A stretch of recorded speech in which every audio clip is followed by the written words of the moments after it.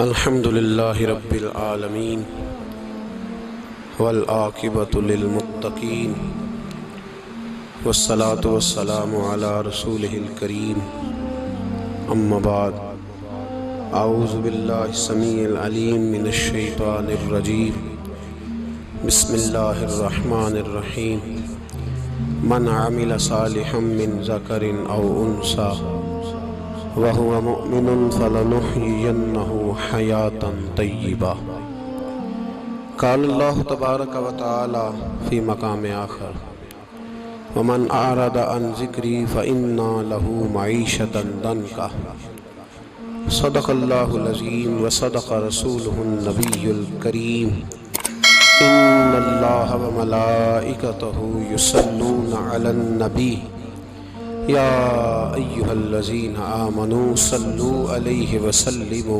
تسلیما اللہم صلی علی سیدنا و مولانا محمد معدن الجود والکرم وآلہ وصحبہ وبارک وسلم۔ عزیز دوستو، انسانی زندگی اثرات لیتی ہے، اچھے اثر بھی ہوتے ہیں، برے اثر بھی ہوتے ہیں۔ انسان کو موسم کا اثر بھی ہوتا ہے، انسان پر اس کے خاندان کا اثر بھی ہوتا ہے، انسان پر صحبت کا اثر بھی ہوتا ہے۔ بالکل اسی طرح انسان پر اس کی نیکی کا اثر بھی ہوتا ہے اور گناہوں کا اثر بھی ہوتا ہے۔ نیکی دل کو سکون دیتی ہے، گناہ انسان کو پریشان کر دیتے ہیں۔ نیکی اللہ کی رحمت کو متوجہ کرتی ہے۔ پھر حالت یہ ہوتی ہے کہ انسان اپنی ان پریشانیوں کا حل کہیں اور ڈھونڈتا پھرتا ہے، حالانکہ جب گناہوں کی بیماری لگے تو اس کی شفا توبہ میں ہوتی ہے، اس کا حل اللہ کے حضور معافی مانگنے میں ہوتا ہے، پہچاننے میں ہوتا ہے کہ مجھ سے کہاں غلطی ہو گئی، کس جگہ جا کے کمزوری میں نے دکھائی۔ ہر انسان اچھی، ٹھنڈی، خوبصورت، سکھ والی زندگی چاہتا ہے۔ اللہ کریم نے سورہ نحل کے اندر ارشاد فرمایا من عمل صالحا من ذکر او انثی، فرمایا جو بھی اچھے عمل کرے، چاہے مرد ہو چاہے عورت ہو، وَهُوَ مُؤْمِن، شرط یہ ہے کہ مومن ہو، فَلَنُحْيِيَنَّهُ حَيَاةً طَيِّبَةً، فرمایا ہم اسے پاکیزہ زندگی عطا فرما دیں گے، حیات طیبہ دے دیں گے اسے، پاکیزہ زندگی۔ شرط کیا ہے؟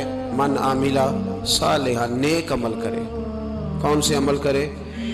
اٹھنا بیٹھنا، کھانا پینا، چلنا سونا جاگنا محتاط ہو اس کا، وہ نیکی کرے۔ قرآن پاک کے لفظوں کے حسن پر غور فرمائیے گا، فرمایا فَلَنُحْيِيَنَّهُ حَيَاةً طَيِّبَةً، ہم ضرور اسے پاکیزہ زندگی عطا فرما دیں، صاف ستھری زندگی، معیاری زندگی، خوبصورت شب و روز، آئیڈیل زندگی جس کو لوگ کہیں گے، وہ والی زندگی اسے دیں۔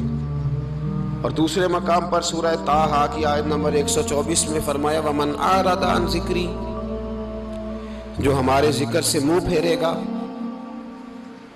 جو ہمارا کھا کے چہرہ کسی اور طرف کرے گا، جو چلے گا ہماری زمین پر لیکن توجہ کسی اور طرف ہوگی، آسمان کی چھت ہماری بنائی ہوئی لیکن اس کے خیالات کہیں اور ہوں گے، فَإِنَّ لَهُ مَعِيشَةً ضَنْكًا، فرمایا ہم اسے تنگ زندگانی عطا کر دیں گے، اس کی زندگی تنگ ہو جائے گی، اس کی معیشت تنگ ہو جائے گی۔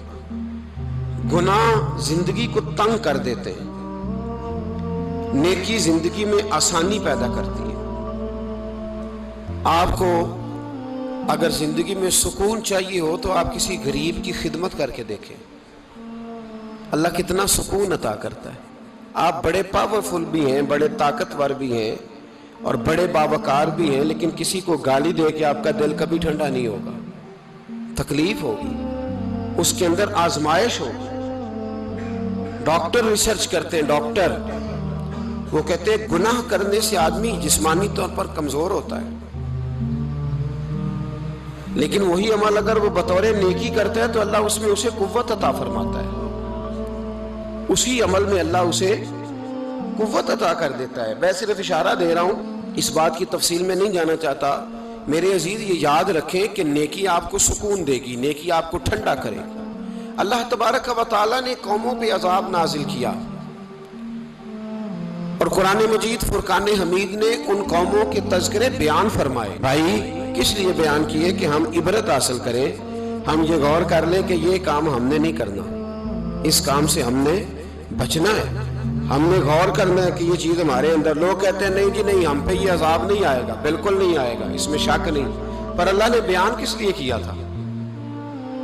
بیان کیا قرآن مجید معاذ اللہ کسی ایسی چیز کا بیان کرتا ہے جس کی ضرورت نہ ہو؟ قرآن پاک نے ایک ایک حرف ایسا بیان کیا جس کی مسلمان کو ضرورت تھی۔ قوم نوح کا ذکر فرمایا قرآن پاک نے۔ حضرت نوح علیہ السلام کی قوم کو حضرت نوح علیہ السلام نے 1500 سال سمجھایا ہے۔ 15، کچھ لوگوں نے 950 سال لکھا ہے نا، اعلیٰ حضرت نے لکھا ہے 1500 سال عمر ہوئی حضرت نوح علیہ السلام کی۔ اللہ تعالیٰ بندے کو جلدی سزا نہیں دیتا، بلکہ قرآن مجید میں ایک جگہ رب کریم اس طرح بھی فرماتا ہے کہ جب بندے مجھے بھول جاتے ہیں تو میں ان کے لیے نعمتوں کے دروازے کھول دیتا ہوں۔ بندہ سمجھتا ہے کہ میں کچھ تو ہے نا کہ میرے اندر، کہ میں جدھر جاتا ہوں خیر ہی خیر ہو جاتی ہے، وہ سمجھتا ہے کہ میری عقل ہے، حالانکہ اللہ اسے ڈھیل دیتا ہے۔ اللہ اسے ڈھیل دیتا ہے۔ گناہوں کی سزا کے 3 طریقے ہیں۔ ایک ہے متنبع کرنا، تنبیہ کرتا ہے اللہ، بندہ متنبع ہو جاتا ہے، یہ اللہ کا بہت بڑا احسان ہوتا ہے۔ ایک ہوتا ہے مہلت دینا، اور ایک تیسرا ہوتا ہے اللہ خفیہ تدبیر کرتا ہے۔ تھوڑا سا سمجھیے گا، انسان پر کوئی آزمائش آئی، فوراً اس کی چھٹی اس نے کہا کہ وہ فلاں جگہ غلطی کی تھی تب ایسا ہوا ہے۔ ہوتا ہے نا کئی دفعہ آواز آتی ہے نا اندر سے، چلیں بول دیں کچھ نہیں ہوتا آپ کو، اللہ جانتا ہے یہاں کوئی کچھ نہیں کہے گا آپ کو، اور ہماری تو ویڈیو بھی نہیں گھومتی، یعنی خبر بھی نہیں ہو کہ کس نے ہاں کر دی کس نے نہ کر دی۔ آپ بغیر ٹینشن کے بات چیت کریں، آج کچھ نہیں ہوتا ہے انشاءاللہ تعالی۔ آتی ہے اندر سے آواز، میں آپ سے اس لیے ان چیزوں کی تصدیق کراتا ہوں کہ باقیوں کو بھی آتی ہے کہ نہیں، اس لیے تصدیق۔ کبھی کوئی کسی جگہ انسان پریشان ہوتا ہے تو محسوس کرتا ہے کہ وہاں مجھ سے ہوتا ہے نا جی، جس کو یہ نصیب ہو جائے بڑا خوش نصیب آدمی ہے۔ حضرت مولا علی فرماتے ہیں اگر تجھے دنیا میں سزا مل گئی تو بچ گیا ہے، سمجھ پھر اللہ کرم کرے گا، آخرت میں سزا نہیں دے گا۔ اور یہ یاد رکھ لے، وما اصابکم من مصیبت فبما کسبت ایدیکم ویعفو عن کثیر۔ اللہ فرماتا ہے دنیا میں تجھے جو بھی تکلیف پہنچتی ہے وہ تیرے ہاتھوں کے کرتوتوں کی وجہ سے پہنچتی ہے۔ ویعفو عن کثیر، فرمایا کثیر گناہ تو میں ویسے ہی معاف کر دیتا ہوں۔ یہ جو تیری زندگی میں دکھ ہے نا، یہ بھی میری قلیل سزائیں ہیں۔ یہ کثیر پر سزا، یہ قلیل ہے، قلیل یہ جو تمہاری زندگی میں تکلیفیں۔ انسان کو سزا ملتی۔ حضرت فضیل بن عیاض رحمۃ اللہ تعالی علیہ گھوڑے پہ بیٹھے تھے، گھوڑا شرارت کرنے لگ گیا، اچھلنے لگ گیا، کودنے لگ گیا، تو حضرت فضیل بن عیاض نیچے اترے، ایک کونے میں جا کے نماز کی نیت باندھ لی، 2 رکعت نماز پڑھی، پھر دیر تک استغفار پڑھتے رہے، روتے رہے، دعا کرتے رہے، واپس آئے۔ خادم عرض کرنے لگے حضور سمجھ نہیں آئی، گھوڑے نے تھوڑی سی شرارت کی، وہ بدکا ہے، آپ نے اس کو چھوڑا ہے اور چھوڑ کر کے آپ نماز میں لگ گئے۔ تو حضرت فضیل بن عیاض فرمانے لگے جب بندہ اللہ کی نافرمانی کرتا ہے نا تو جو چیزیں اس کی فرما بردار ہوتی ہیں وہ اس کی نافرمانی کرنے لگ جاتی۔ تو مجھے محسوس ہوا تھا کہ میں نے کہیں اللہ کی نافرمانی کی ہے، اس لیے ایسا ہوا ہے کہ میرے گھوڑے نے میری، تو میں توبہ کرنے لگا ہوں، اور اب دیکھتا ہوں بیٹھ کے بھلا کیا ہوتا ہے۔ میں نے سچی توبہ، حالانکہ مجھے یاد نہیں کہ میں کہاں بولا، پر کھری اور سچی توبہ کی۔ دوبارہ گھوڑے پہ بیٹھے تو گھوڑا بالکل صحیح ہو کے ساتھ چلنے لگ گیا۔ میرے بھائی جب یہ تنبیہ ہے اللہ کی طرف سے، یہ متنبع کیا جاتا ہے کہ تو بعد آ جا۔ بہت ساری جگہوں پہ انسان کو وقتی طور پر اگر سزا مل جائے، نبی پاک علیہ السلام کی خدمت میں ایک صحابی آئے، بات مضبوط کر دوں، واقعہ سنایا ہے نا تو کچھ لوگ سمجھتے ہیں کہ یہ واقعہ ہے، تو میں ایک حدیث پاک امام بہقی کی لکھی ہوئی عرض کرتا ہوں۔ نبی پاک علیہ السلام کے ایک صحابی آئے اور ان کا سر پھٹا ہوا تھا، خون بہ رہا تھا۔ سرکار نے فرمایا کیا ہوا؟ عرض کی حضور ایک عورت جا رہی تھی، میری نظر پڑی، ابھی نظر پڑی ہے کہ میرے آگے ستون آ گیا تو میرے سر پہ لگ گیا۔ نبی پاک صلی اللہ علیہ وسلم نے فرمایا تیرے لیے خوشخبری ہے، اگر دنیا میں تیری غلطی کی تجھے سزا ملی ہے تو پھر رب تجھے قیامت میں سزا نہیں دے گا. پھر اللہ قیامت میں سزا، بعض گناہ ایسے ہیں جن کی یہاں بھی سزا ملے گی اور وہاں بھی ملے، لیکن میرے بھائی پہلی بات یہ ہے کہ اللہ تعالیٰ اس غلطی کی یہی سزا دے لے اور دعا فرمائے اللہ تبارک و تعالیٰ یہاں بھی معافی عطا فرمائے وہاں بھی معافی عطا فرمائے، اللہ درگزر ہی فرمائے. لیکن میرے بھائی ایک تو یہ سزا، ایک سزا یہ ہوتی ہے کہ انسان جب گناہ کرنے لگتا ہے تو اللہ نعمتوں کے دروازے کھولتا ہے، مہلت دیتا ہے. 500 سال تک فرعون کو مہلت دی. کتنے؟ یہاں جو 5 سال حکومت کر لیتا ہے وہ کہتا ہے سب سے قابل میں ہی ہوں، مجھے مہلت جو ملی ہوئی ہے. 500 سال مہلت دی اللہ تعالیٰ نے. اور فرعون کی قوم پر پتہ عذاب کس طرح کیا ہے؟ ٹڈیاں مسلط کر دی اللہ نے. یہ گھومتی نہیں چھوٹی سی، ہم اپنی زبان میں اس کو کچھ لوگ مختلف ناموں سے یاد کرتے ہیں، کوئی مکڑی کہتا ہے، کوئی کچھ کہتا ہے. مسلط کر دی، جاتی نہیں. ان پر بنی اسرائیل کے ان مقابل جو فرعون کی قوم تھی ان پر الزام اس طرح کا عذاب آیا کہ مینڈک مسلط کر دی اللہ تعالیٰ. برتن کھولتے تھے اندر مینڈک نکلتا تھا، دنیا کی ہر دوائی استعمال کرتے تھے لیکن مینڈک نکل آتا تھا. تھوڑا سا سمجھا کریں چیزوں کو. ہمارے رنگ نہیں زیادہ گورے کہ ہم پر عذاب نہیں آتا. کوئی بہت زیادہ اللہ تعالیٰ معاف فرمائے دولت نہیں جمع کرا بیٹھے شاہی خزانے میں کہ ہم سے پوچھا نہیں جائے گا. یہ مہلت ہے، مہلت کو مہلت سمجھو. پھر جب پکڑ آتی ہے نا اللہ کریم کی، میں نے دیکھا ہے کروڑوں روپیہ، 6 اولادیں. ایک شخص کے بچے باہر سے آ رہے تھے، وہ بندہ بیمار تھا. مجھے کہنے لگا حضرت جی دعا کریں میں ان کے آنے سے پہلے مر جاؤں ورنہ آ کے مجھے مار دیں گے. دعا کریں. اتنی بے سکونی، کروڑوں روپیہ پڑا ہے تو یہ عذاب نہیں؟ کوئی ضروری ہے کہ پتھر ہی برسیں گے تو سمجھ آئے گی؟ یہ جو سگا بیٹا بوڑھے باپ کے قریب سے گزر جاتا ہے سلام نہیں لیتا تو اس کو عذاب نہیں سمجھتے؟ یہ جو امت کی بیٹیاں، امت کی بچیاں، ہماری بچیاں ایک سال کے اندر 75 76 ہزار بچی ایک ڈویژن سے بھاگ کے شادی کر رہی ہے اور ایک صوبے سے، تو اس کو آپ اللہ کا عذاب نہیں سمجھتے؟ یہ معمولی بات ہے؟ نہیں ہمارے رنگ ہو رہے ہیں، ہم بڑے سمارٹ ہیں. 1500 سال مہلت دی نوح علیہ السلام کی قوم کو. کتنے سال؟ بول کے بتائیے، بول کے دوبارہ بولیے. 1500 سال. کوئی آدمی اپنی سمارٹنس پہ خوش نہ ہو جائے کہ 20 سال ہو گئے میں تو نافرمانی بھی کر رہا ہوں، روٹی بھی پک رہی ہے، میں تو حرام بھی کھا رہا ہوں پھر بھی سب ٹھیک ہے. 1500 سال مہلت دی. پھر حضرت نوح کہنے لگے اللہ میں نے تو بڑا سمجھایا نہیں باز آتے. تو رب کریم نے فرمایا کشتی بناؤ. اللہ کے پیغمبر کشتی بنانے لگے تو قوم مذاق اڑانے لگے. اب کیا کرنے لگے ہو؟ اب کشتی بنانے لگے ہو، خیر تو ہے، قوم مذاق اڑا رہی ہے. حضرت نوح علیہ السلام کا آپ نے کشتی بنائی، پانی کہاں سے نکلا؟ نہ بارشیں ہوئی نہ سیلاب آئے. ایک تندور تھا اس کے اندر سے پانی نکلنا شروع ہو گیا. کبھی تندور سے بھی پانی نکلا ہے، پر جب نکالنے والا چاہتا ہے تو وہاں سے بھی ایک تندور سے پانی نکلا. اتنا نکلا، اتنا نکلا، اتنا نکلا کہ قوم ساری ڈوب گئی. قرآن مجید کے صفحات شہادت دیں گے کہ حضرت نوح کی قوم کا بچہ بہ گیا. بچے صرف وہ تھے جو حضرت نوح کے ساتھ ہو گئے، تباہ ہو گئی. اللہ بے نیاز ہے، بے نیاز. 1500 سال مہلت ملے اور تو پھر بھی کہے رب بڑا کریم ہے معاف کر دے گا. 1500 سال تجھے گنجائش دے اور تو کہے کوئی نہیں بات معافی ملنی چاہیے ابھی بھی. میرے بھائی حضرت صالح علیہ السلام کی قوم، حضرت صالح نے تبلیغ شروع کی تو کہنے لگے پہلے معجزہ دکھاؤ.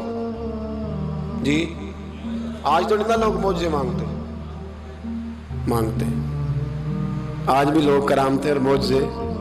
اللہ معاف کرے، جو چیزیں معجزہ تو ہو نہیں نہ سکتا لیکن آج بھی لوگ، آپ یقین کریں، کہتے ہیں یہ بڑی نمازیں پڑھتا ہے تو پھر بخشا کیوں نہیں گیا، پھر کیوں نہیں منو سلوا کیوں نہیں اترا اس پر، پھر میں بھی اسی طرح ہی ہوں، کیا اس کے اندر خوبی آ گئی؟ مولوی بھی ویسے ہی ہے، صوفی بھی ویسے ہی ہے. لوگ مانگ نہیں رہے، لوگ دلیلیں مانگ نہیں رہے. ابھی بھی لوگ بحث نہیں کرتے، کیا فرق آ گیا جی، ویسے ہی ہیں سارے۔ اللہ تعالیٰ سے ڈرنا چاہیے۔ ہمیں سامنے والے کی طرف دیکھ کر صحیح ہونے کا حکم نہیں ہے، ہمیں اپنی اصلاح کا حکم ہے، اپنی طرف دیکھ کے اپنے آپ کو ٹھیک کرنے کا۔ الزام لگا کے گزر جانا، اس کا کوئی مطلب سنو اور یاد رکھو۔ حضرت صالح علیہ السلام سے کہنے لگے پہلے معجزہ دکھائیں، تو حضرت صالح علیہ السلام نے فرمایا اونٹ کہاں سے پیدا ہوتے ہیں؟ کہا اونٹنی کے بطن سے۔ فرمایا آؤ میں تمہیں پہاڑ کے اندر سے اونٹنی پیدا کر کے دکھاتا ہوں۔ کہاں سے؟ پہاڑ کے اندر سے۔ حضرت نوح ساتھ لے کے گئے تو پہاڑ کے اندر سے اونٹنی نکلی، اور اونٹنی بھی گابن تھی، اس کے پیٹ میں بچہ، اور اونٹنی اتنا دودھ دیتی تھی کہ ساری بستی دودھ پی جاتی تھی، پھر بھی دودھ بچ جایا کرتا تھا۔ لیکن حضرت نوح علیہ السلام نے فرمایا اب تم نے دیکھ تو لیا یہ اسے، یہ جتنا دودھ دے گی روٹی بھی اتنی کھائے گی، ایک دن تم سارے پانی پیو گے، ایک دن یہ سارا پانی پیا کرے گی، ایک دن تم سارے باقی جانوروں کو گھاس کھلاؤ گے، ایک دن یہ اونٹنی، اور اونٹنی کا نام کیا؟ ناقۃ اللہ، اللہ کی اونٹنی۔ کس کی اونٹنی؟ نام کیا ہے؟ اللہ کی، یہ اللہ کی اونٹنی ہے۔ تو حضرت نوح علیہ السلام کی اونٹنی فرمایا اس کی بے ادبی نہ کرنا۔ باز نہیں آئے لوگ، باز نہیں آئے، کہنے لگا جی دودھ دینا تو ٹھیک ہے، پر یہ جو سارا پانی پی جاتی ہے نا یہ صحیح نہیں، یہ جو ساری گھاس کھا جاتی ہے یہ نہیں ٹھیک، دودھ دینا تو ٹھیک ہے پر یہ نہیں صحیح۔ آپ نے فرمایا اسے کچھ نہ کہنا، اللہ کی اونٹنی ہے۔ میں کہا کرتا ہوں ان لوگوں نے ناقۃ اللہ کی بے ادبی کی، حضرت نوح علیہ السلام کی اونٹنی کی ٹانگیں کاٹ دی، صالح علیہ السلام کی۔ اور دیکھو اللہ بڑا بے نیاز ہے، اگر پیدا کرنا جانتا ہے تو حفاظت کرنی نہیں جانتا، لیکن رب کریم نے فرمایا نہ کرنا۔ انہوں نے ان کے پیر کاٹ دیے، کانوں پہ چھریاں لگائیں۔ اونٹنی جب مر گئی، اونٹنی اللہ تبارک و تعالیٰ کی وہ اونٹنی جب مر گئی تو حضرت صالح علیہ السلام کی قوم پر رب کریم نے زلزلہ بھیجا۔ اذا زلزلت الارض زلزالہا، جب زلزلے آئیں گے اور جب ان کا زلزلہ آنا زلزلہ آتا ہے نا، کیا کرتی ہے قوم؟ لا الہ الا اللہ، لا الہ لا الہ الا اللہ، کلمے جاری ہو جاتے ہیں۔ بلکہ ایک دفعہ ایسا بھی ہوا کہ مسجدوں میں اعلان ہونے لگے زلزلہ آ رہا ہے، جو فجر کے لیے نہیں اٹھے زلزلے کے لیے وہ بھی اٹھ گئے، جن کا دعویٰ ہے نا میری سویرے آنکھ نہیں کھلتی، ان کی لگی نہیں کتنے گھنٹے، بعد میں بھی نہیں لگی، ٹی وی پہ اعلان ہوتے رہے کوئی نہیں آ رہا سو جاؤ چپ کر کے، لیکن آنکھ لگی۔ موت سے تو ڈرتا ہے، اللہ سے ڈرتا ہی نہیں، موت کا خوف ہے رب کا نہیں۔ زلزلہ آیا، ساری قوم تباہ ہو گئی۔ بتاؤ اگر ناقۃ اللہ کی گستاخی ہو تو اللہ ناراض ہو جاتا ہے، اور اگر اولیاء اللہ کی ہو، اگر اولیاء اللہ کی ہو تو رب ناراض نہیں ہوتا؟ شرم نہیں آتی لوگوں کو داتا صاحب کی بے ادبی کرتے، شرم نہیں آتی لوگوں کو غوث اعظم کی گستاخی کرتے، حیا نہیں آتی جنہوں نے دین پھیلایا ان کی بے ادبی؟ میں درد سے کہتا ہوں، رو کے کہتا ہوں، اور اگر کلیجہ پھٹ سکے تو میں دکھاؤں زخم کتنے۔ ایک حج کے موقع پر ایک بابا جی، اس سال 4,80,000 روپے کا پرائیویٹ حج تھا، اور بابا جی کی کیفیت کمزور تھی، بیچارے بیمار تھے، اس کے باوجود وہ گئے۔ بوڑھے آدمی جا کے بیٹھیے، بزرگ، اور کتنی مشکل ہے وہاں منا، مزدلفہ، عرفات، طواف زیارت، کتنا مشکل کام ہے طواف زیارت کرنا، طواف وداع کرنا۔ کس کٹھن سے حج کیا، بڑھاپے میں پیسے بھی لگائے، اور جب وہ روضہ رسول پہ گئے صلی اللہ، اور انہوں نے جا کے نبی پاک صلی اللہ علیہ وسلم کے روضے کی طرف منہ کر کے درود شریف پڑھا تو ایک ملا نے اٹھ کے کہہ دیا تو مشرک ہے۔ تو میری روح کانپی، میں نے کہا تجھے شرم نہیں آئی، حیا نہیں آئی؟ اس کی عمر دیکھ، کس بڑھاپے میں کہاں سے چلا، کہاں آیا۔ یہ مشرک ہوتا تو کسی مندر میں جاتا، یہ مشرک ہوتا تو کسی گرجے میں جاتا، یہ مشرک نہیں، یہ مومن ہے، اور یہ وہ والا مومن ہے جس کے سینے میں دل جب دھڑکتا ہے تو خالی دھڑکتا نہیں، ساتھ وہ محمد عربی پہ درود و سلام بھی پڑھتا ہے۔ شرم نہیں آتی لوگوں کو؟ اتنی بڑی گستاخی کرتے، جو روضہ رسول پہ آیا مشرک ہے۔ میں نے جو ایک مولوی کو صاف صاف کہا تھا، میں نے کہا اگر میں مشرک ہوں تو نکالو، مشرک کا داخلہ تو یہاں ویسے ہی منع ہے۔ شرم نہیں آتی؟ اپنی زبان کا ایک پاس کرو کچھ۔ اتنا ظلم، اتنی بڑی فرقہ واریت امت میں، اتنا امت کو تقسیم کرتے ہو، تمہیں شرم نہیں آتی؟ جہاں سے اتحاد کا پیغام دینا چاہیے وہاں سے تم لوگوں کو فرقے کا پیغام دیتے ہو، ایک مقصود فرقے کی تبلیغ کرتے ہو. خدا را تو میں کہہ رہا ہوں ناقت اللہ کی بے ادبی پہ عذاب آتا ہے تو اولیاء اللہ کی بے ادبی میں نہیں آتا. داتا صاحب ساری دن کی تبلیغ کرتے رہے، ایک آدمی نے اٹھ کے کہہ دیا جناب وہ تو شرک کا اڈا ہے، تو رب کریم ناراض نہیں ہوتا ان باتوں سے؟ ہمیں خیال کرنا چاہیے، اللہ سے ڈرنا چاہیے. ان چیزوں سے عذاب آتا ہے اور آ رہا ہے. اللہ تعالی ہمیں محفوظ فرمائے. اللہ ہمیں اس سے قوم لوط پہ بھی عذاب آیا. ہم جنس پرستی، مرد مردوں سے بدکاری کرتے ہیں. حضرت نوح نے سمجھایا کہ یہ کام درست فطرت کے خلاف ہے، یہ کام درست نہیں. جب انسان یہ کام کرتا ہے تو زمین اور آسمان کانپتے ہیں. اب میں کیسے کھول کے بتاؤں، میرے پاس اعداد و شمار ہیں کہ پاکستان کے اندر اس کام کی کیفیت کیا ہے اور کس طرح کر کے لوگ، میں تو رونا روتا رہتا ہوں داڑھی کا. لوگ کئی دفعہ کہتے ہیں حضرت صاحب پہلے بھی آئے تھے تو داڑھی کی بات، پھر بھی آئے تو داڑھی کی بات. تو میں رونا روتا ہوں، اس لیے روتا ہوں کہ جو کلین شیو نوجوان ہوتا ہے وہ امرد کے حکم میں ہے، اس پر وہی حکم لگتا ہے جو عورت پہ لگتا ہے. اس کے ساتھ مرد کا اٹھنا بیٹھنا اسی طرح ناجائز ہے جس طرح عورت کے ساتھ. حضرت جنید بغدادی رحمت اللہ تعالیٰ علیہ کے سامنے ایک شخص نے کہا وہ کتنا خوبصورت نوجوان جا رہا ہے، تو آپ فرمانے لگے تو حافظ قرآن نہیں؟ کہا ہاں. فرمانے لگے جا اپنے حفظ کی خیر بنا. وہ شخص کہتا ہے میں نے اس بغیر داڑھی والے کلین شیو نوجوان کو بری نظر سے دیکھا، مجھے قرآن پاک ہی بھول گیا، سارا قرآن پاک بھول. اور کتنے سال میں دعائیں کرتا رہا، بیت اللہ کے طواف کرتا رہا، میں یاد بھی کرتا تو نہیں ہوتا. کیسے اب تو ہمارا نعت کہاں بیوٹی پارلر سے ہو کے آتا ہے، ہم کسی اور کو کیا پیغام دیں؟ وہ پیغام، وہ نظام، وہ طریقہ کار جس کا حکم تھا شریعت میں. قوم لوط پر عذاب آیا. صحیح بیٹھتے ہوں گے بچے جو موٹر سائیکلوں پہ بیٹھتے ہیں. میں نے گجرانوالہ کی سڑکوں پہ بچوں کو، نوجوانوں کو جو تماشے کرتے ہیں سرے عام دیکھا ہے تو مجھے ڈر لگتا ہے. اور کوئی روکنے والا نہیں، شغل ہو رہا ہے، ہنس رہے ہیں اور سامنے عورتیں بھی ہیں، سب ہو رہا ہے. کتنی تکلیف کی بات. حضرت نوح کی قوم یہ کام کرتی تھی، قرآن پاک نے بیان کیا ہے. حضرت نوح نے سمجھایا، فرمایا رب کریم نے تمہیں اپنی خواہش پوری کرنے کے لیے جائز طریقہ عطا فرمایا، عورتوں سے نکاح کرو، اور اس نکاح کی برکت سے جو اللہ تمہیں اولاد دے گا اس کو اللہ تبارک و تعالیٰ تمہارے لیے باعث بخشش بھی فرمائے گا. لیکن جب قوم نہ مانی تو جو قوم میں لوط کا عمل کرے اس کا علاج قرآن نے بیان فرمایا کہ آسمان سے پتھر برسیں گے. پھر پتھر برسے اور جن کے بڑے بڑے اچھے دماغ تھے ان کے دماغ چکنا چور کر دیے گئے، تباہ کر دیے گئے، ان کے دماغ زمین پر بچھاڑ دیا گیا. اللہ مہلت دیتا ہے لیکن اس کا مطلب یہ نہیں کہ انسان توبہ ہی نہ کرے. حضرت شعیب علیہ السلام کی قوم پر بھی عذاب آیا، اس لیے کہ بددیانتی کرتی تھی، ناپ تول میں کمی کرتی تھی. میں نے کہا تھا شب قدر کی رات کہ یہ کوئی تماشا ہے کہ شب رات آئی تو ساری رات روتے رہے یا اللہ معاف کر دے، یا اللہ معاف کر دے، رو رو کے چیخے مار مار روئے. شب قدر آئی تو پھر چیخے ماری، ساری رات روئے. تو جس بندے کا پروگرام ہی نہیں سویرے بدلنے کا، دکان پہ بیٹھ کے پھر وہی ناپ تول میں کمی، پھر وہ اللہ تعالیٰ معاف کرے. میں ایک مضمون پڑھ رہا تھا تو وہ فوڈ کے اسپیشل لوگ تمہیں لکھا تھا مہربانی کرو ملاوٹ ہی اچھی چیز کی کر لو، مرچ میں کیری تو نہ ملاؤ اینٹوں کی، وہ تو بیمار کرتی ہے، وہ تو خون کی آنتوں کو روک دیتی ہے. وہ کہنے لگا اور وہ کہتا میں تمہیں بتاتا ہوں کون کون سی چیز ملائی جا سکتی ہے، وہ ملا لو.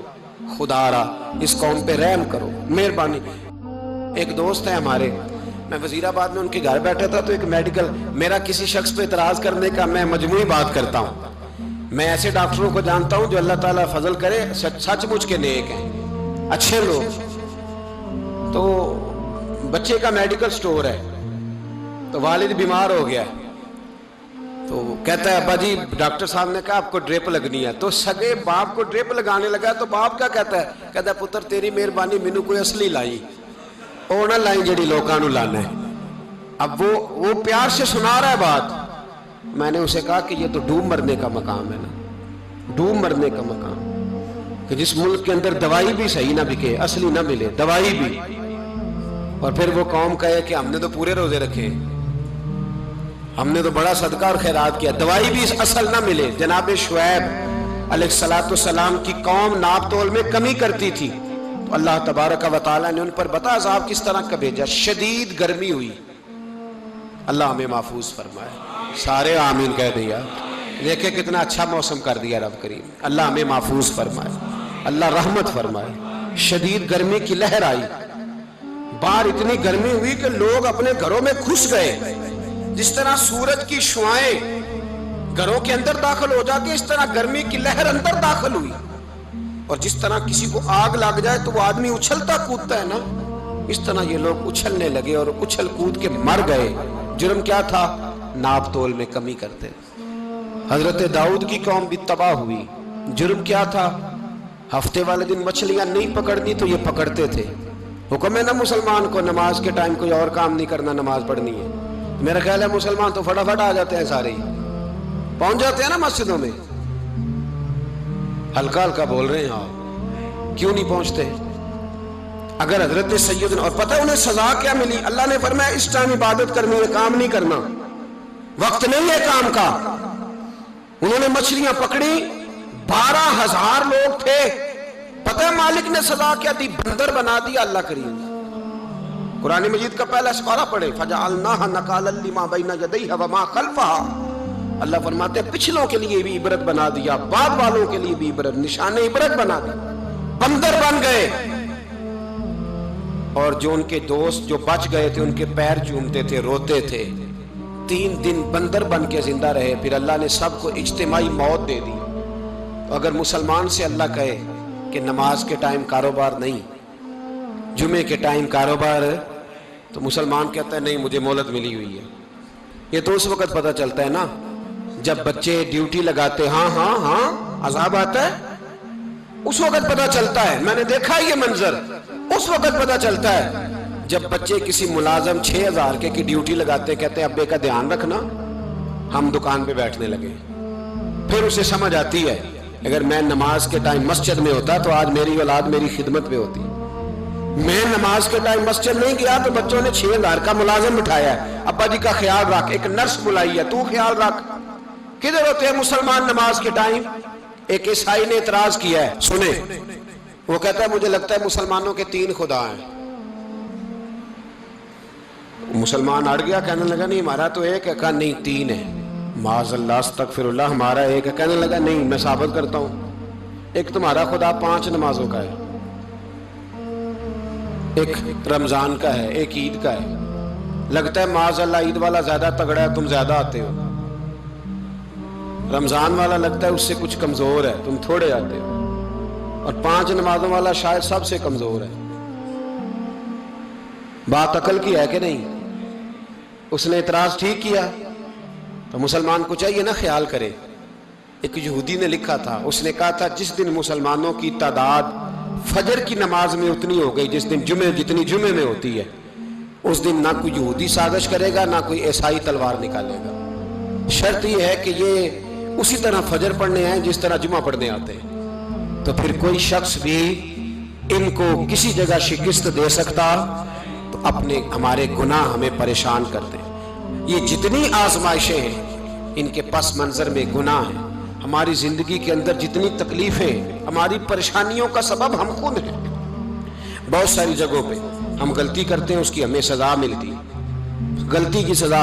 ایک نوجوان نے مجھے بڑی گہری بات سنائی، میرا قریبی تعلق تھا، کہنے لگا گھر میں بڑا مسئلہ ہے، بڑی پریشانی ہے، ماں اور بیوی کا ماحول اتنا سخت ہو گیا ہے کہ نمٹ نہیں سکتا۔ آپ یقین کریں میں نے ڈیٹیل سے ساری چیز کو سٹڈی کیا، میرے پاس اتنا وقت نہیں ہوتا، پھر بھی میں نے اس فیملی کو پورا پڑھا تو غلطی نوجوان کی نکلی۔ نہ اس پہ اماں اعتبار کرتی ہے نہ بیوی اعتبار کرتی ہے۔ اس نے جھوٹ بول بول کے اس طرح کی ماحول پیدا کر دیا ہے کہ کوئی اس پر اعتماد کرنے کو تیار ہے۔ اگر آپ ناراض نہ ہو تو ایک بات کروں، پتہ ہے گھر میں ماحول کب خراب ہوتا ہے؟ باہر والے ہماری تقریر سنتے ہیں، گھر والے ہمارا عمل دیکھتے ہیں۔ جب وہ دیکھتے ہیں نا کہ یہ کس طرح کا شخص ہے، اس کے رویے، اس کا کردار، اس کا لب و لہجہ کتنا برا ہے اور یہ کردار کا کتنا کمزور ہے۔ اعلیٰ حضرت فرمایا کرتے تھے نیک وہ ہوتا ہے جس کی تنہائی صاف ستھری ہوتی ہے، اس لیے ماحول بگڑ جاتا ہے۔ یہ جو ہم کہتے ہیں نا میرے سجن بڑے بنتے ہیں پھر ٹوٹ جاتے ہیں، کچھ لوگ ایسے ہوتے ہیں جو ان کے پاس جاتا ہے انہی کا ہو جاتا ہے، وہ کہیں اور کے قابل کیوں بھلا؟ اس لیے کہ ان کے کردار میں ٹھنڈک دیکھتا ہے، ان کے لب و لہجے میں مٹھاس دیکھتا ہے، اس شخص میں اتنی خوبصورتی دیکھتا ہے کہ اسی کا بن جاتا ہے۔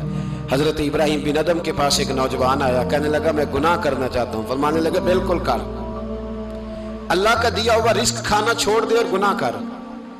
کہنے لگا یہ نہیں ہو سکتا۔ فرمانے لگے چل پھر اس طرح کر، رب کی زمین پہ نہ رہ، کسی اور کی زمین پہ چلا جا۔ کہنے لگا یہ بھی نہیں ہو سکتا۔ فرمانے لگے چل اللہ کی چھت سے نکل جا۔ کہنے لگا یہ بھی نہیں ہو سکتا، تو آپ رو پڑے۔ فرمانے لگے پھر جناب اسرائیل جب آئیں تو ان سے کہنا مجھے 2-3 سال کی مہلت دے دے، پچھلی میری گناہوں میں گزر گئی، میں ذرا 3 سال عبادت کر لوں۔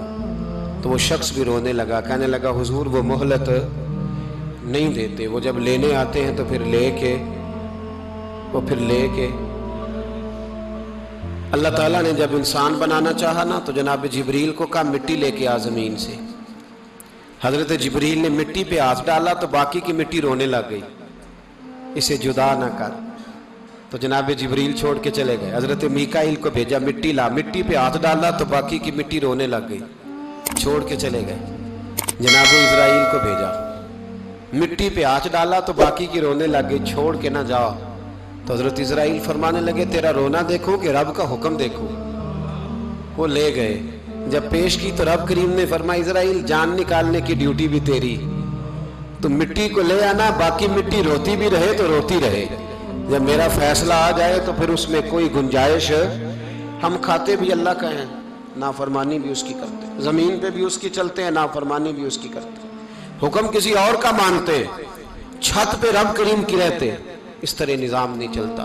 میرے بھائی یاد رکھ لو، گناہوں کی سزا ملے گی، زندگی تنگ ہو جائے، یہاں بھی آزمائش ہوگی اور وہاں بھی۔ میں نے درس پہ کہا تھا، پھر بات کہتا ہوں، یہ میں اپنے لیے کہہ رہا ہوں، توجہ ہے میری بات پر۔ دعا فرمایا کرے کہ جو کچھ ہم نظر آتے ہیں اللہ ہمیں ویسا بننے کی توفیق بھی عطا فرمائے۔ اللہ ویسا بننے کی یہ مشکل معاملہ ہے، مشکل۔ دیکھیں نا ایک آدمی سیاستدان ہے، اس نے بڑے اچھے نعرے لگائے، انقلاب آ جائے گا، میں غریب کا بھلا کر دوں گا، میں یتیموں کے سر پہ ہاتھ رکھوں گا، میں مجبوروں کی مدد کروں گا، میں دکھیوں کی مدد کروں گا، مزدوروں کو۔ اس نے اچھے اچھے نعرے سکھائے، اچھا اس نے پیغام دیا، اندر اس کے یہ تھا کہ اقتدار ملے گا تو مرضی کروں گا۔ لوگ اس کے گرد بھی گئے، اس کی گاڑی کے پیچھے بھی بھاگے، لوگوں نے اس کے نعرے بھی لگوائے، جیب سے پیسے لگا کے اس کے پوسٹر بھی شائع کیے، لوگ اس کے گرویدہ ہو گئے، لوگوں نے پوری، اور میری قوم نے تو بیچاری نے کئی دفعہ دھوکے کھائے۔ جس نے نعرہ لگایا غریب اسی کے پیچھے مسیحا بن کے چل پڑا، آج دھوکہ دے لیا، لوگوں کو پیچھے لگا لیا۔ یہ بتاؤ اگر راز کھل جائے، اگر راز کھل جائے کہ یہ دھوکہ دے رہا ہے، یہ فریب کر رہا ہے، تو لوگ اس کا کیا حال کریں گے؟ یہ راز قیامت میں کھل جائے گا، قیامت میں یہ راز یہ کھل جائے گا، کھل جائے گا، یہ دھوکے باز تھا۔ اذا زلزلت الارض زلزالہا، جب زلزلہ آئے گا جیسے اس کا آنا ٹھہرا، واخرجت الارض اثقالہا، زمین اپنے بوجھ باہر نکال دے۔ اس سے مراد کیا ہے کہ زمین پہ جو جرم ہوئے زمین بتا دے گی، باہر نکل آئے۔ وقال الانسان ما لہا، انسان کہے گا اسے کیا ہوا، یہ تو سب کچھ بتا رہی، بوجھ باہر نکال دے گی۔ ایک آدمی پیر طریقت بن کے بیٹھ گیا، جبہ کبہ پہن کے، بڑی پگڑی باندھ کے بیٹھ گیا، اچھی اچھی نیک باتیں بتانے لگا، لوگ اس کی دست بوسی کرنے لگے، ہاتھ چومنے لگے، پیچھے لگ گئے، خدمت کرنے لگے، جیب سے نذرانہ دینے لگے، اس کے نام پر لوگ اپنی جیب سے لنگر پکانے لگے، خانقاہ کی خدمت ہونے لگی، مہمان اس کے آتے، نوکری کوئی اور کرتا۔ میں نے کہا تھا شاید اپنے لیے کہہ رہا ہوں، ڈیوٹیاں لوگ کرنے لگے، حالات بدلنے لگے، لیکن اس کے اندر تو چور تھا، وہ تو دکاندار تھا، تو یہاں جو اس کے پیچھے لگے تھے وہ تو سچے تھے، انہیں تو اجر ملے گا، لیکن اس کا جب راز کھلے گا تو بڑی رسوائی ہوگی، اس کا جب راز کھلے گا تو بڑی۔ ایک میری طرح کا دیندار تھا، جو چہرے کا تو نیک تھا، اندر پتہ نہیں کیا کچھ تھا۔ ایک طوائف گزر رہی تھی، اس نے اس کو تبلیغ کر دی، کہنے لگا بس کر دے، سیانی بن جا۔ تو کسی دانشور میں لکھا ہے اس نے بڑا سخت جواب دیا، اس عورت نے کہنے لگی بابا میں تو جو ہوں وہ نظر بھی آ رہی ہوں، تو بتا جو تو نظر آتا ہے وہ تو ہے کہ نہیں؟ اس بندے نے چیخ ماری اور بے ہوش ہو کے گر پڑا۔ تو لوگوں نے کہا بابا آج کسی صوفی کا کلام سنا ہے جو بے ہوش ہو گیا؟ تو اس نے کہا نہیں، آج طوائف کی بات سنی ہے، طوائف کی۔ اور وہ عجیب بات کر گئی ہے، وہ کہہ گئی ہے میں تو جو ہوں میں نظر آ رہی ہوں، تو بھی تو بتانا، تو بتانا کہ تو دستار امامت پہنتا ہے۔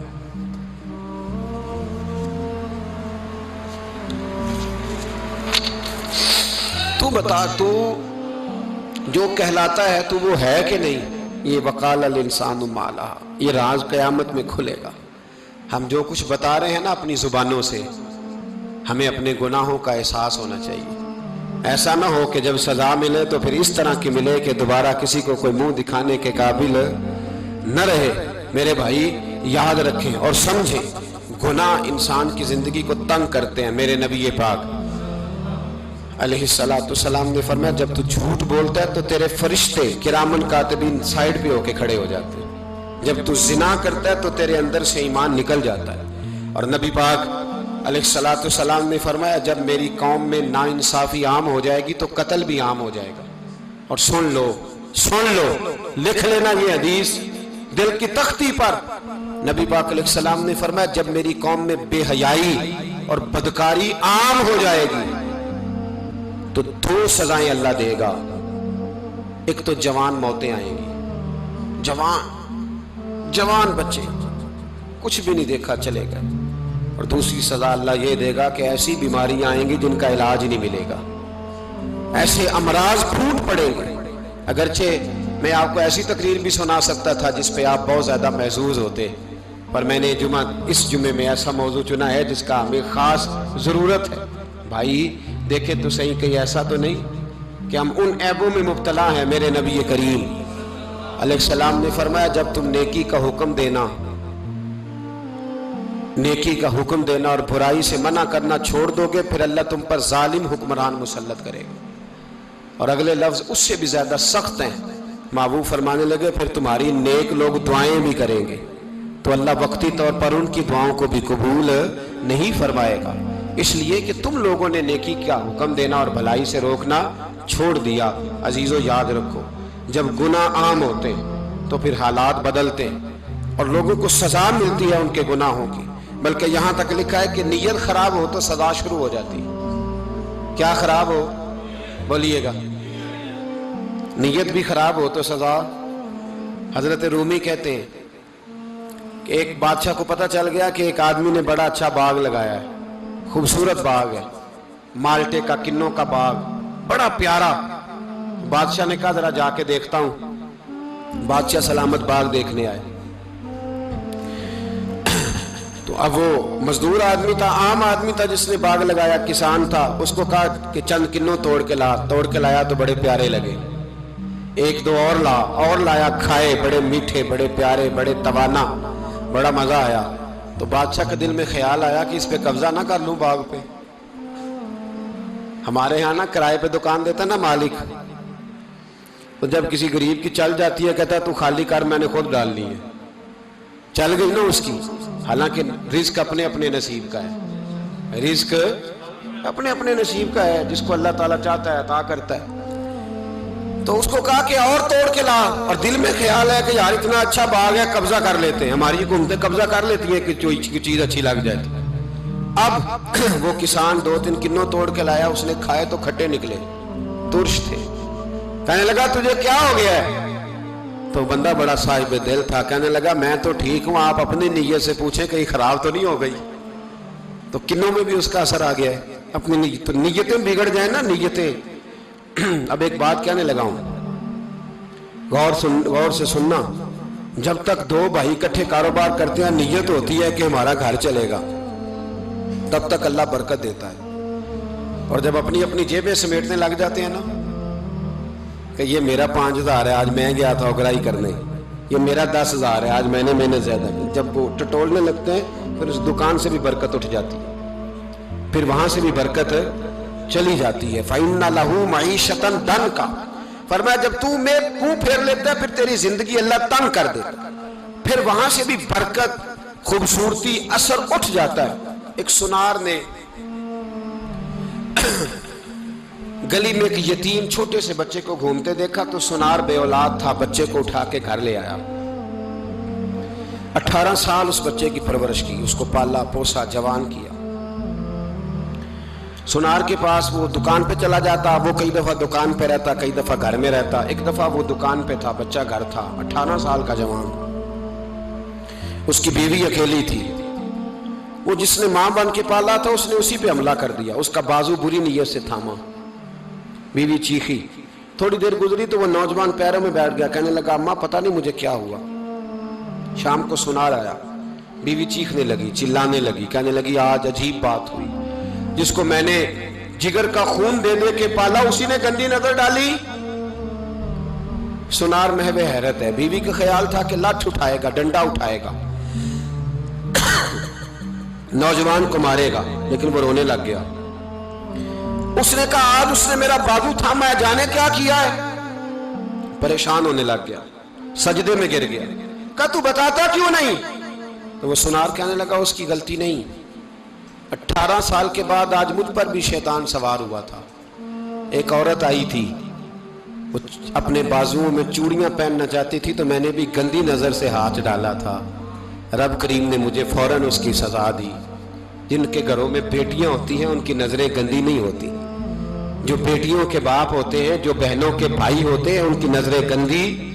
اور اگر تو ٹیلی فون کرتا ہے، تو کسی عورت کے ساتھ تعلق رکھتا ہے تو یہ بات لکھ لے، امام فخر الدین رازی 1، علامہ اسماعیل حقی 2، ملا جلال الدین رومی 3، امام خازن 4، امام جلال الدین سیوطی 5 حدیث کے استاد اور محدث لکھتے ہیں کہ اگر تو کسی پر گندی نظر ڈالے گا تو تیرا گھر بچ سکتا، یاد رکھ نہیں بچے گا، اس لیے کہ تیری نظر کسی کی بیٹی کو بیٹی سمجھ تاکہ تیری بچی کا پردہ قائم رہے، کسی کی بہن کو۔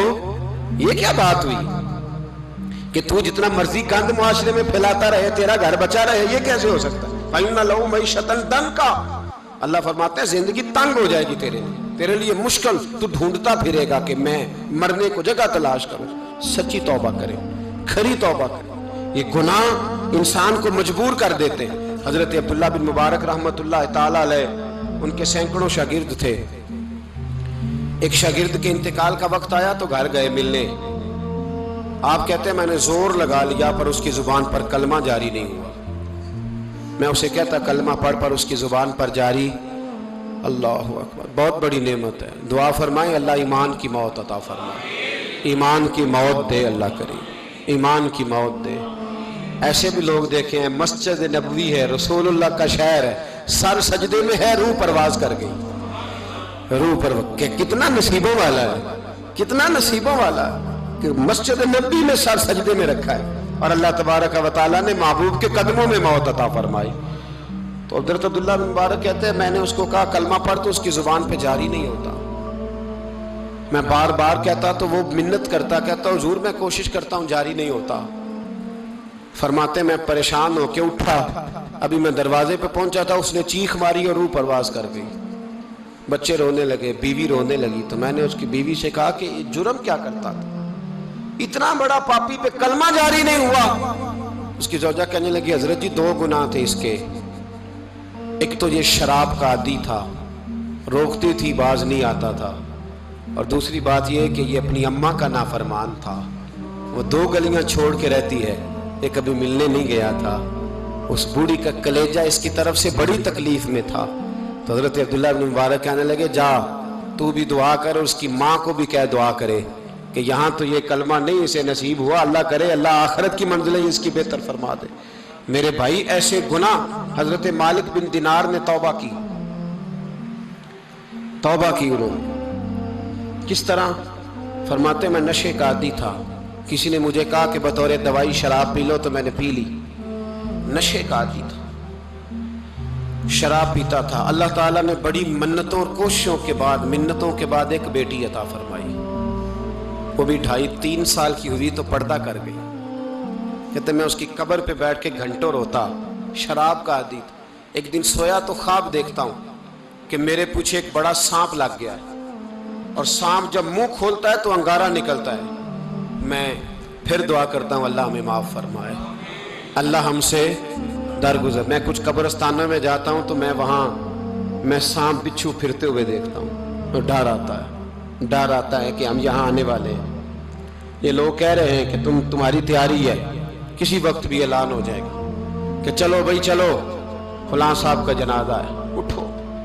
لوگ کہتے ہیں جلدی کرو، اور ایک کونے میں ایک شخص یہ بھی کہتا ہے کہ دیگ بھی رکھ لو، مہمان بڑے جمع ہو گئے۔ اور ایک کونے میں لوگ یہ بھی کہتے ہیں کہ برف ٹھنڈی لے آؤ، لوگوں نے پانی بھی پینا ہے۔ پہلے اعلان ہوتا ہے کہ فلاں فوت ہو گیا، پھر اعلان ہوتا ہے جنازے کا ٹائم ہو گیا، پھر اعلان ہوتا ہے جنازہ اٹھایا جائے گا، اور پھر بات ختم ہو جاتی ہے۔ پھر کل من علیہ فان، پھر کوئی نہیں پوچھنے آتا، ختم ہو گئے، قصہ ہی ختم ہو گیا۔ ان لوگوں کی کہانی مٹ گئی، ختم ہو گئے، بڑے بڑے قد کلا، کوئی پوچھنے والا نہیں۔ موت کا راج ہے، راج ہے موت کا راج، موت راج کرتی ہے بس، اور کسی کا راج نہیں۔ وہ راج کرتی ہے، جدھر جاتی ہے اسی کا راج ہے، راج کر رہی ہے۔ تو حضرت مالک بن دینار کہتے ہیں قبرستان میں نے دیکھا، میں خواب دیکھتا ہوں بڑا اژدہا، اس کے منہ کے اندر آگ میرا پیچھا کر رہا ہے۔ کہتے میں خواب دیکھ رہا ہوں، میں دوڑا، لیکن وہ اژدہا جب میں دوڑا تو میرے آگے آ کے کھڑا ہو گیا۔ میں مشرق کو دوڑا تو وہاں بھی آ گیا، مغرب کو دوڑا تو وہاں بھی آ گیا۔ جناب مالک بن دینار کہتے ہیں ایک بوڑھا شخص کمزور مجھے بچانے آیا، پر اس اژدہا نے پھونک ماری تو وہ بوڑھا آدمی دور جا گرا۔ کہتے میں چیختا تھا، چلاتا تھا، ایک پہاڑی پہ میں بھاگا گیا تو وہاں مجھے میری بیٹی ملی، مجھے فوت ہو گئی۔ وہ اس اژدہے کے آگے اس نے یوں ہاتھ کیا تو اژدہا پیچھے بھاگ گیا۔ میں نے بیٹی کو گود میں اٹھایا، میں نے کہا بیٹی یہ کون تھا؟ کہنے لگی ابا یہ تیرا برا عمل تھا، یہ تیرا برا عمل تھا، یہ تجھے کھا جاتا اگر میں نہ ہوتی۔ تو کہا یہ بوڑھا جو مجھے بچانے آیا یہ کون تھا؟ کہا یہ تیرا اچھا عمل تھا، پر کمزور بڑا تھا، تھوڑا تھا، یہ تیرے برے عمل کا مقابلہ کرنے کی ہمت نہیں رکھتا تھا۔ حضرت مالک بن دینار کہتے ہیں میری بیٹی نے خواب میں میری داڑھی پکڑ لی اور کہنے لگی ابا میں چاہتی ہوں تو صحیح ہو جا، ایسا نہ ہو کہ پھر تیرے پیچھے یہ اژدہا لگ جائے۔ حضرت مالک بن دینار کہتے ہیں جب میں سو کے اٹھا تو میری داڑھی آنسوؤں سے بھری ہوئی تھی۔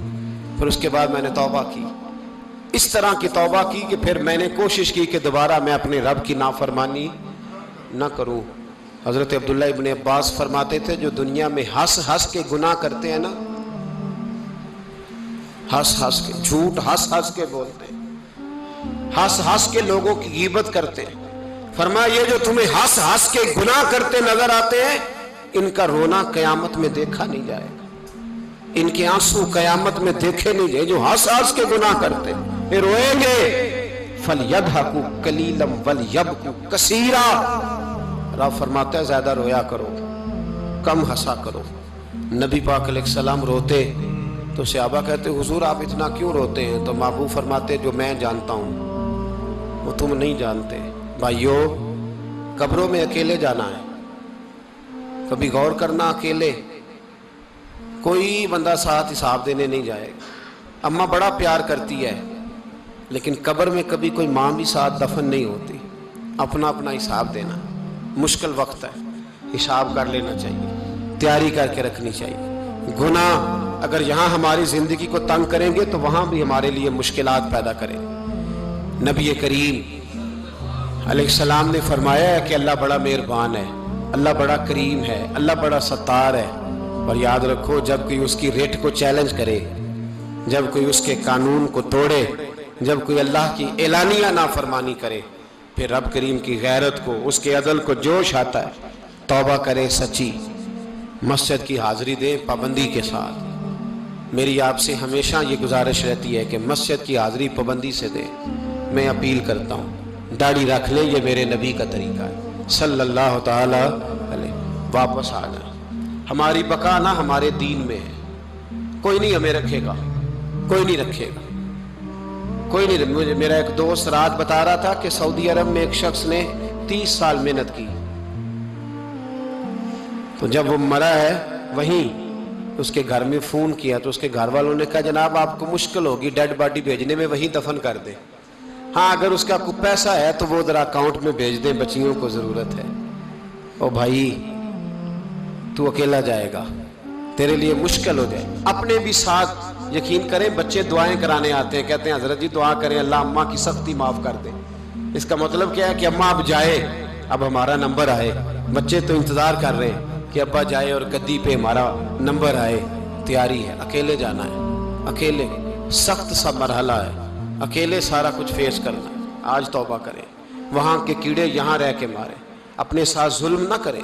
हम इस काबिल नहीं कि वहाँ जाके मुकाबला कर सकें। बचें, अपने आप को महफूज करें, बचाएं। हिसाब अपना अपना देना है।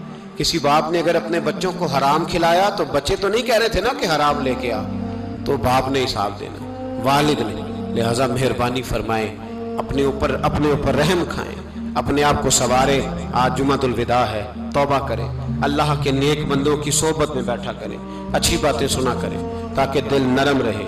उन जगहों से बचें जो गुनाह की तरफ लेके जाती, जुल्म से, ज्यादती से, जबर से बचें। अपने आप को अपने रब करीम की बारगाह में झुका दें। हमारा कहीं और गुजारा नहीं, कोई नहीं हमें पूछेगा। इकबाल रो पड़े आखिरी उम्र में, रो पड़े और अल्लाह की बारगाह में अर्ज करने लगे ना जहां में कहीं भी अमा मिली, जो अमा मिली तो कहाँ मिली, मेरे जुर्मे खाना खराब, तेरे अफवे बंदा नवाज में। पनाह सिर्फ अल्लाह रसूल की बारगाह में, बाकी कोई पनाह देने को तैयार नहीं है। दुआ करता हूँ अल्लाह की बारगाह में अल्लाह हमें सच्ची तौबा की तौफीक अता फरमाए। आखिर दावाना अनिल हम्दुलिल्लाह।